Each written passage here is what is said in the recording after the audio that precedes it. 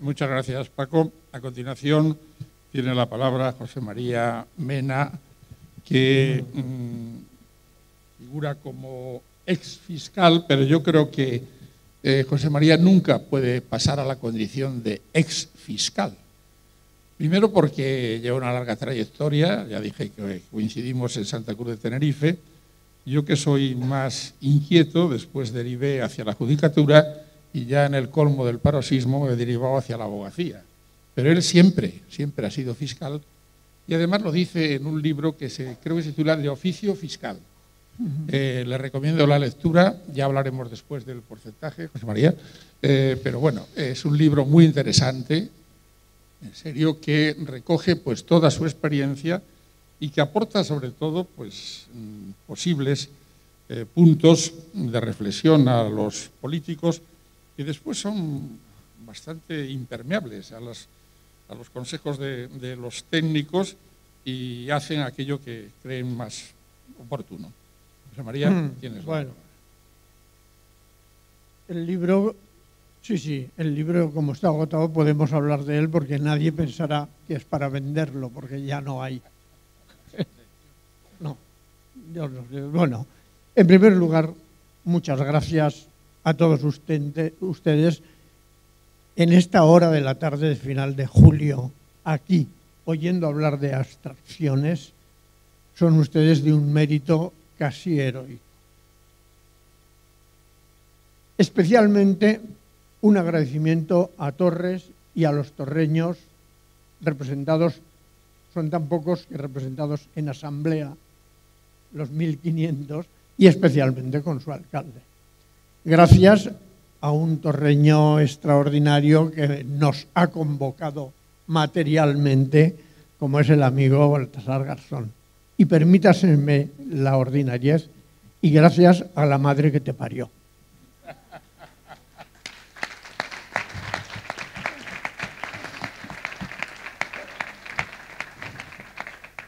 Como dicen los toreros, va por usted.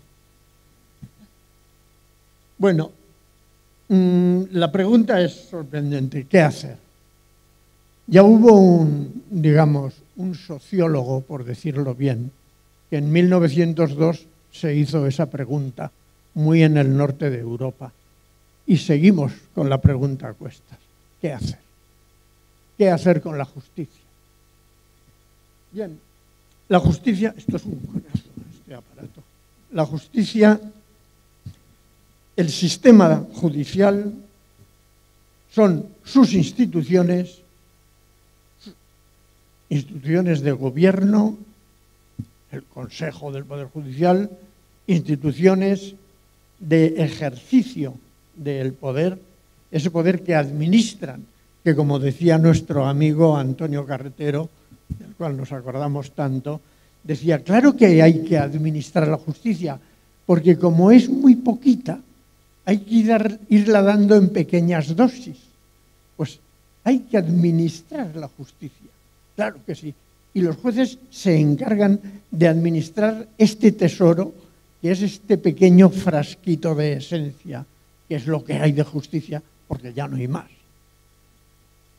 Y luego están los instrumentos con los que actúan estos jueces, que son las leyes procesales a las que se acaba de hacer referencia en la intervención anterior a la mía. Yo voy a hablar, en primer lugar, de la disyuntiva que se nos plantea de reformas cosméticas o reformas, digamos, radicales. La verdad es que la historia de la humanidad está plagada de reformas cosméticas que son radicales y de reformas pretendidamente radicales que son cosméticas. Siempre es así. La humanidad va haciendo reformas, algunas acaban implantándose, otras no. Del conjunto de pequeñas cosas se hace un mucho y se va avanzando. Por lo tanto, lo primero que niego es un planteamiento un poco maniqueo de disyuntiva, o una cosa u otra. Pues mire usted, ni una ni otra. Vamos a intentar ir haciendo reformas, en el bien entendido que hay reformas hacia la derecha y hacia la izquierda, y hay reformas hacia adelante y hacia atrás. Y algunas son hacia atrás y hacia la derecha.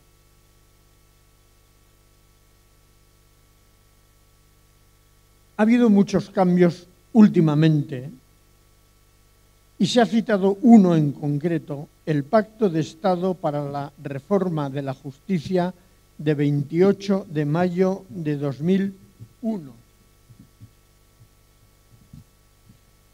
Se hizo ya inmediatamente en el 2000 una reforma sustancial de la Ley de Enjuiciamiento Civil, año 2000, siendo ministra Margarita Mariscal de Gante. Se hizo una reforma en 1985, siendo ministro del Código Penal, siendo ministro Juan Alberto Belloc. Y últimamente hemos tenido ocasión de conocer un anteproyecto de reforma de la Ley de Enjuiciamiento Criminal presentada un cuarto de hora antes de cesar en el ministerio el ministro Caamaño, que evidentemente era obra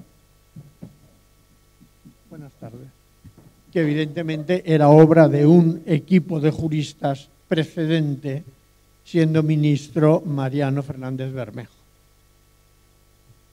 El Pacto de Estado por la Justicia del 2001 contiene una serie de compromisos, la mayor parte de ellos incumplidos. En ese sentido, podría decirse que la formulación de ese pacto es manifiestamente cosmética. Pero tiene un contenido concreto. Aparte, anticipa leyes posteriores que han cuajado los juzgados de lo mercantil del 2003 o los juzgados, la jurisdicción de menores de la violencia de género del 2004. Pero la única precisión concreta de ese pacto es el de la nueva composición del Consejo General del Poder Judicial. Ahí sí se entretuvieron sus señorías en no dejar ni un hilo sin hilvanar. ¿Por qué? Porque se trata de un cambio político en una institución de gobierno, por lo tanto, política de gobierno de los jueces. Y es un cambio político para una institución política hecho por los políticos. Todo como debe ser, dentro de su orden. Esta mañana se ha hablado extensamente de los problemas de la composición del Consejo del Poder Judicial. Yo tenía previsto hacer una exposición extensa, pero lo único que interesa ahora es los debates que ha habido en relación con el cómo se compone el Consejo General del Poder Judicial, cómo se compone los 12 miembros judiciales del Consejo. Son 20, de los cuales en España tienen que ser 12 judiciales y 8 nombrados directamente por las cámaras, Congreso y Senado, la mitad cada uno, entre juristas de prestigio que no son judiciales. Y el problema es cómo se nombra a los 12. Que la primera norma legal en el 80 era que era nombrado por jueces y de entre jueces. Después esto se modificó y entonces eran nombrados por las cámaras. Las cámaras tenían que nombrar a 12 jueces. 12 jueces que naturalmente los de las cámaras no les conocían para nada, no había una efectiva campaña electoral y Dios nos libre porque alguien tendría que poner el dinero. Claro, como pasa en Estados Unidos, que hay campaña electoral efectiva, pero hay empresas que pagan esa campaña. Eso es peor el remedio que la enfermedad. Y luego finalmente ya han llegado a que los jueces designan 36 y de esos 36 las cámaras eligen 12, uno de cada 3. Obviamente, ¿en qué estamos? Estamos en lo de siempre. Lo eligen los jueces según su dinámica interna, manifiesta y directamente corporativa. Los jueces eligen a los suyos, los designan y ponen los 36 en lista y los parlamentarios que no les conocen de nada, porque si les conocen entonces criticamos que sean amiguetes, y entonces los nombran. Total, estamos en que siguen eligiendo los jueces de un modo u otro. Y yo lo que planteo es que el problema no es cómo se organiza la liturgia de la elección, sino a quién se elige y para qué se les elige. Este es mi problema. ¿A quién se elige? ¿Cuál es el perfil de miembro del Consejo del Poder, de vocal del Consejo del Poder Judicial? El perfil teniendo presente que una cosa es saber redactar excelentes sentencias y otra cosa es saber gobernar a ese colectivo tan peculiar. No quiero poner calificativos negativos y no estoy en condiciones de ponerlos positivos. ¿Cómo se gobierna a ese peculiar colectivo? Que tienen ustedes que comprender que es de difícil gobierno, porque es gobernar a 5.000 personas que cada una de ellas es independiente. 5.000 independientes, perdón la expresión, pero no hay Dios que los gobierne. Y gobernar eso, ¿basta con saber escribir buenas sentencias? ¿O hay que tener unas especiales virtudes de mando, de gobierno? Y ese gobierno tiene que ser plural, abarcando a todas las sensibilidades ideológico-jurídicas, o tiene que ser rigurosamente sólido. Todo esto no está escrito en ningún sitio y es una de las características de nuestra Constitución, que los problemas insolubles lo aplazó a su solución práctica en un futuro indeterminado. Y es más, no solamente lo aplazó, sino que cuando los problemas eran especialmente graves, se aplazaba a que lo resolviera un árbitro del conflicto, cuando el conflicto general se traducía en conflicto concreto. Y ese conflicto concreto lo tenía que resolver un árbitro que era un juez, sobre cuyo modelo y perfil de gobierno no se había dicho nada. Esa es la situación en que nos encontramos. Y un último capítulo. El último capítulo es el del proyecto del que solo tengo noticias por los medios de comunicación, y a lo mejor lo que digo a continuación es erróneo y ya se me dirá a continuación, un proyecto de reforma que al parecer tiende a organizar las cosas de modo tal que se conforme una mayoría absoluta, probablemente como reflejo de una sociología corporativa suficientemente estable y muy mayoritaria de talante conservador. Pero de esto es elucubraciones, pero quiero hacer una precisión que creo que es curiosa, porque se ha dicho, por lo menos me ha parecido oír, en boca del ministro Ruiz Gallardón, que el problema de que los miembros del Consejo viajen tanto y hayan dado tantas razones objetivas y meridianas de desprestigio se puede resolver haciendo que trabajen de jueces, los 12 judiciales, que trabajen de jueces y además hagan de vocales y que se les pague las dietas del día de vocales y que el resto que hagan de jueces. Esto es discutible porque a ver qué hacen con los otros 8. ¿Van a seguir en su despacho, es decir, con su tienda de abogado y a ratos luego siendo independientes en el Consejo? La solución no es fácil, pero no iba a eso. Iba a que me ha parecido oír que el ministro ha dicho que todos tendrán la doble dedicación de juez y vocal, menos el presidente del Consejo, que tendrá dedicación exclusiva. Y digo yo, ¿cómo es posible que el presidente del Consejo del Poder Judicial deje de ser presidente del Tribunal Supremo si lo manda la Constitución? Es de los 20 el único que la Constitución ordena que tenga pluriempleo. El único de todos los miembros del Consejo que no podrá hacer lo que al parecer ha dicho el ministro Ruiz Gallardón.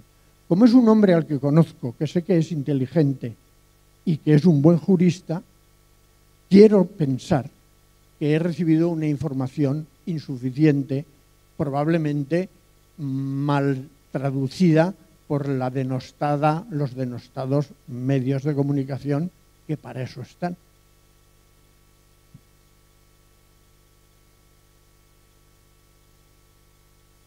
Entre otros de los problemas son las funciones del Consejo.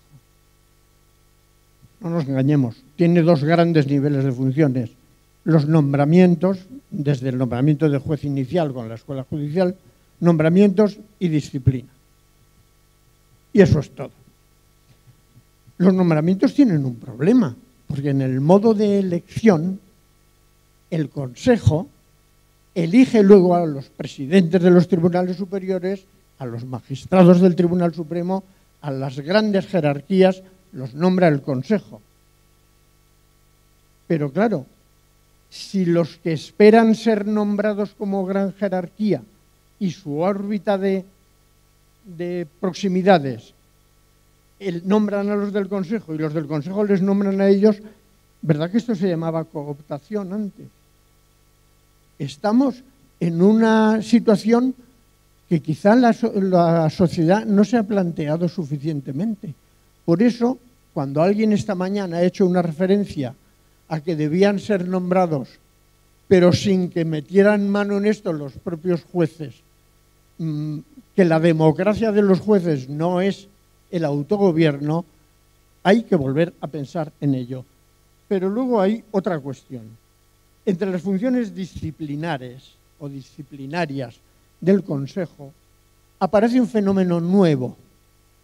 Como la disciplina del Consejo es una disciplina administrativa, susceptible de recurso contencioso administrativo, es una disciplina, digamos, mediata, insuficiente, y aparece un fenómeno nuevo, que yo denominaría, y deseo denominar, disciplina jurisdiccional, de la que se ha arrogado de una manera unilateral, pero irreversible, el Tribunal Supremo. Tenemos en primera fila una víctima de esta disciplina jurisdiccional, no irreversible, irreversible por irrevocable. Pero no nos engañemos. Este Tribunal Supremo, con esta autoasunción de la disciplina jurisdiccional radical, no ha actuado de una manera coherente y sistemática. En ese sentido, ha tenido unos niveles de disciplina que creo que es justo denominar como de una severidad cruel y simultáneamente de una desigualdad palmaria. Los mismos que apartan, no diré nunca segregan de la judicatura porque volverá,